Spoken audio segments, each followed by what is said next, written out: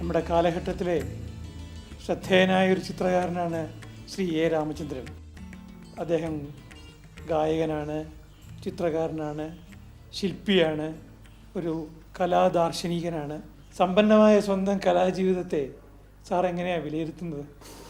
അത് വാസ്തവത്തിൽ എൻ്റെ അടുത്തല്ല ചോദിക്കേണ്ടത്, വല്ല കലാ നിരൂപകന്മാരുടെ അടുത്തും ചോദിച്ചിരുന്നാൽ അവർക്കായിരിക്കും ഇതിനെക്കുറിച്ചുള്ള ധാരണ കൂടുതൽ. കാരണം ഒരു ചിത്രകാരൻ സ്വന്തമായിട്ട് വിലയിരുത്തുന്നില്ല. അങ്ങനെ വിലയിരുത്തിയിരുന്നാൽ തന്നെയും ഈ സ്വന്തം കുഞ്ഞുങ്ങളെ പൊഴുത്തി പറയുന്ന മാതാപിതാക്കന്മാരുടെ ഒരു സംഭാഷണ രീതി വന്നെന്ന് വരും. അതുകൊണ്ട് ഞാൻ എൻ്റെ ചിത്രങ്ങളെക്കുറിച്ച് അങ്ങനെ ആ രീതിയിൽ വിലയിരുത്തി സംസാരിക്കാറില്ല.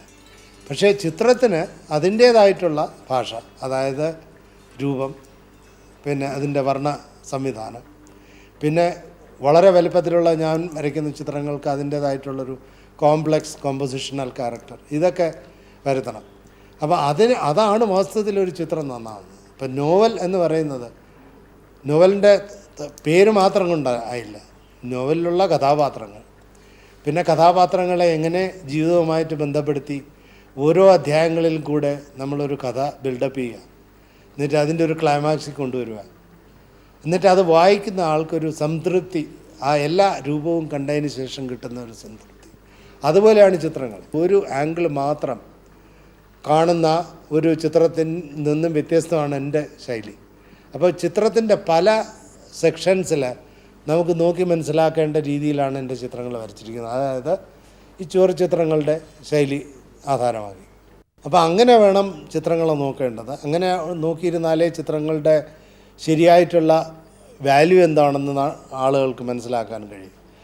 നമ്മുടെ നാട്ടിലെ സാഹിത്യത്തിൻ്റെ അതിപ്രസരം ഉള്ളതുകൊണ്ട് എപ്പോഴും ചിത്രമല്ല, ചിത്രത്തിൻ്റെ പിറകെയുള്ള തത്വം എന്താണ് എന്നാണ് ആളുകൾക്ക് അറിയേണ്ടത്. വാസ്തവത്തിൽ അങ്ങനെ ഒരു തത്വമില്ല, ചിത്രം തന്നെയാണ് അതിൻ്റെ തത്വം.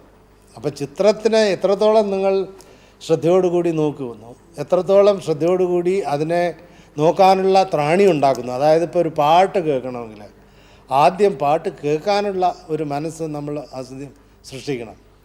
അല്ലെങ്കിൽ പാട്ട് കേൾക്കാൻ സമയമില്ലാത്തൊരു മനുഷ്യനെ പാട്ട് പാടിച്ച് കേൾപ്പിച്ചുകൊണ്ട് പ്രയോജനമൊന്നുമില്ല.